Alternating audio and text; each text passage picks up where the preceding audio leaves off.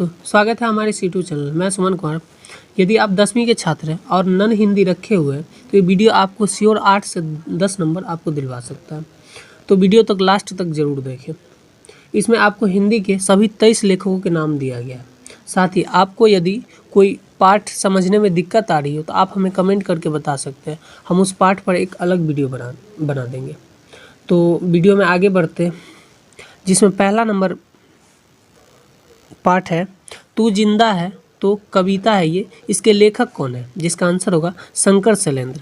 आपको ये प्रश्न दो टाइप से पूछ सकता है। पहला कि तू जिंदा है कि विधा, ये कौन सी विधा है? जिसका आंसर होगा ये एक कविता है। तो आपको इस तरह से भी प्रश्न आ सकता है ऑब्जेक्टिव में। तू जिंदा है किस विधा की है? तो ये कविता। और इसके लेखक कौन है? तो शंकर शैलेंद्र। आगे बढ़ते हैं। दूसरा नंबर है ईदगाह। ईदगाह जो कि एक कहानी है, इसके लेखक है प्रेमचंद। ईदगाह के लेखक कौन है? प्रेमचंद।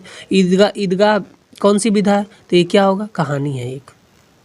अगला है तीसरा कर्मवीर। कर्मवीर जो कि एक कविता है और इसके लेखक, कर्मवीर एक कविता है और इसके लेखक है अयोध्या सिंह उपाध्याय।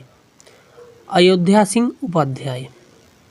आगे बढ़ते, चौथा नंबर है बाल गोविंद भगत। बाल गोविंद भगत ये एक रेखा चित्र है और इसके रचनाकार है, इसके लेखक है राम वृक्ष बेनीपुरी। राम वृक्ष बेनीपुरी। अगला प्रश्न है, अगला पाठ है हुंडरू का जलप्रपात। एक यात्रा वृत्तांत है। यात्रा वृत्तांत का मतलब यात्रा के दौरान इसकी मतलब कहानी है ये यात्रा वृत्तांत की। हुंडरू का जलप्रपात एक यात्रा वृत्तांत है। इसके लेखक कौन है? जिसका आंसर होगा कामता प्रसाद सिंह।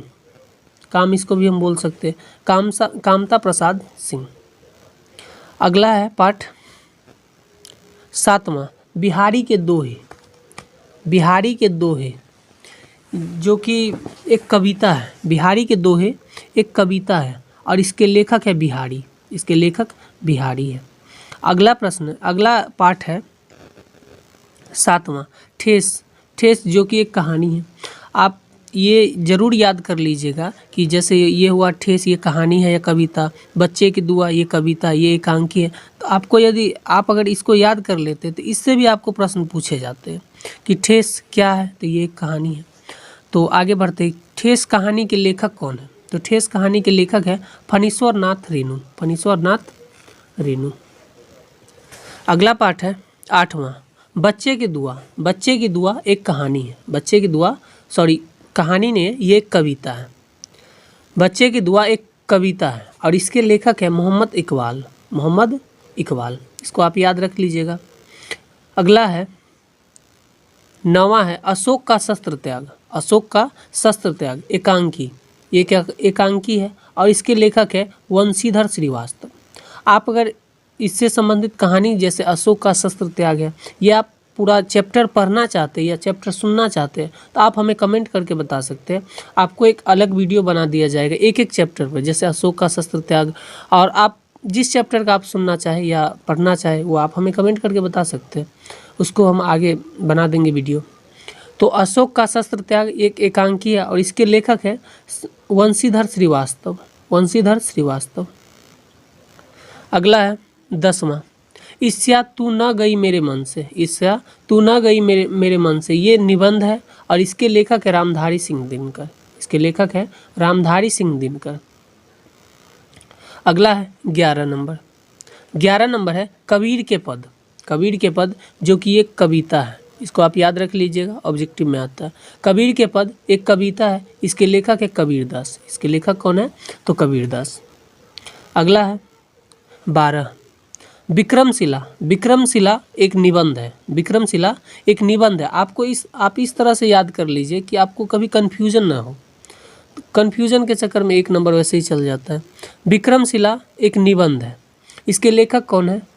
तो इसके लेखक है पाठ्य पुस्तक विकास समिति। पाठ्य पुस्तक विकास समिति। आपको ऑप्शन में अगर संकलित मिले तो आप संकलित भी मार सकते हैं। तो इसका क्या होगा? पाठ्य पुस्तक विकास समिति या संकलित। अगला है 13 नंबर दीदी की डायरी। दीदी की डायरी जो एक डायरी में लिखी गई एक डायरी है। इसके भी लेखक है पाठ्य पुस्तक विकास समिति या संकलित भी आप बोल सकते हैं। अगला है 14 नंबर पीपल। पीपल जो कि एक कविता है और इसके लेखक है गोपाल सिंह नेपाली। गोपाल सिंह नेपाली।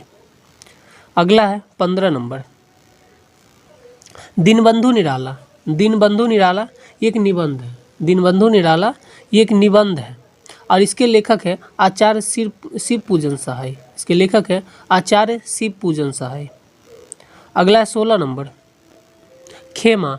खेमा जो कि एक कहानी है। खेमा एक कहानी है और इसके लेखक है पाठ्य पुस्तक विकास समिति संकलित। आपको ऑप्शन में संकलित भी मिले तो आप वो मार सकते हैं।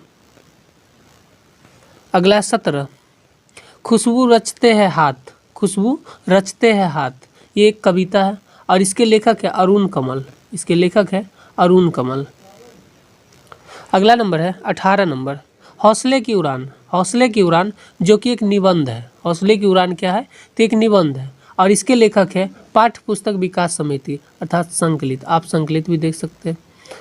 अगला है 19 नंबर जननायक कर्पूरी ठाकुर। जननायक कर्पूरी ठाकुर ये जीवनी है एक। जननायक कर्पूरी ठाकुर की जीवनी है तो इसके लेखक भी है पाठ्य पुस्तक विकास समिति या संकलित।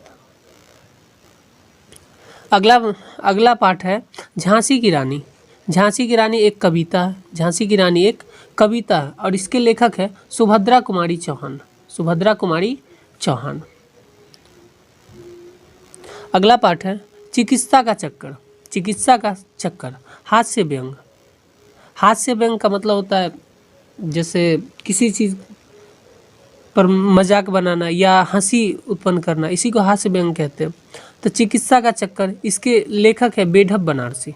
बेढप बनारसी। अगला पाठ है 22 सुदामा चरित। सुदामा चरित जो कि एक कविता है। सुदामा चरित एक कविता है और इसके लेखक है नरोत्तम दास। इसके लेखक है नरोत्तम दास।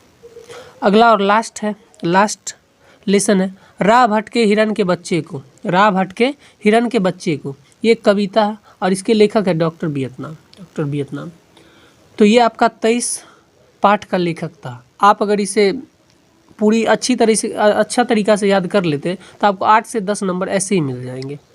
तो अगर ये आपको अच्छा लगा हो तो वीडियो को लाइक करें और आपको अगर किसी भी तरह का प्रॉब्लम आए, ये तो आपका हिंदी का था, हिंदी का अगर कोई भी चैप्टर आप पढ़ना चाहते तो आप हमें कमेंट करके बता दीजिए, या 10वीं में math, science, social science, Hindi, Maithili, आपको जिसमें जो भी प्रॉब्लम आए आप हमें कमेंट करके बता दीजिए, हम उस पर एक अलग से वीडियो बना देंगे।